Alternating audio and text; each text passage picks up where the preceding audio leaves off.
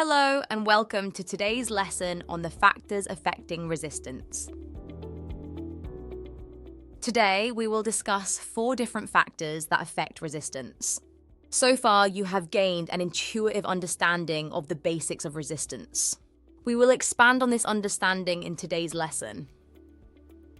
In the previous lesson we learned how resistance is a measure of how effectively a material opposes the flow of electrons through it.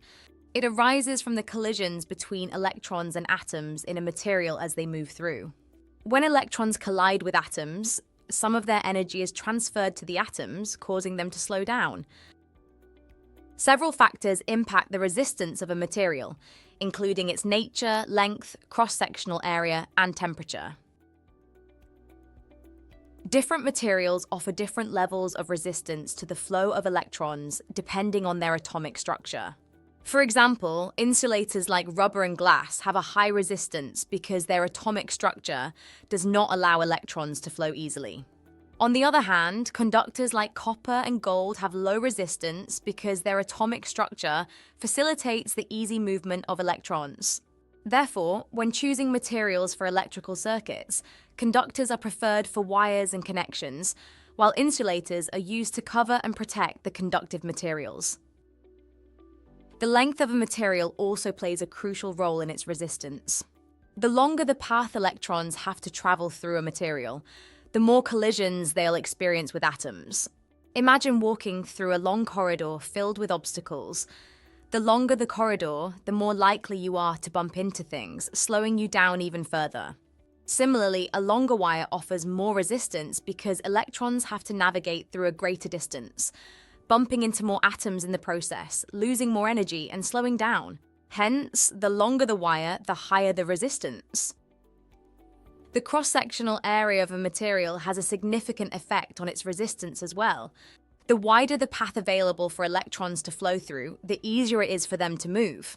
Picture trying to pass through a narrow alleyway versus an open plaza.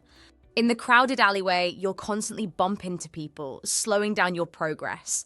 Similarly, in a wire with a smaller cross-sectional area, electrons are more tightly packed, leading to frequent collisions with atoms.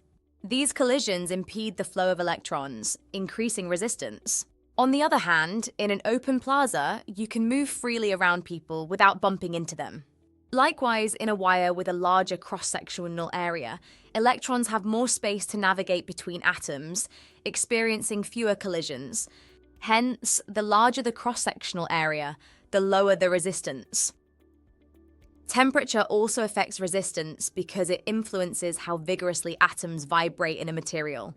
At higher temperatures, atoms vibrate more, causing more frequent collisions with electrons and thus increasing resistance. You can think of it like trying to walk through a room full of people dancing.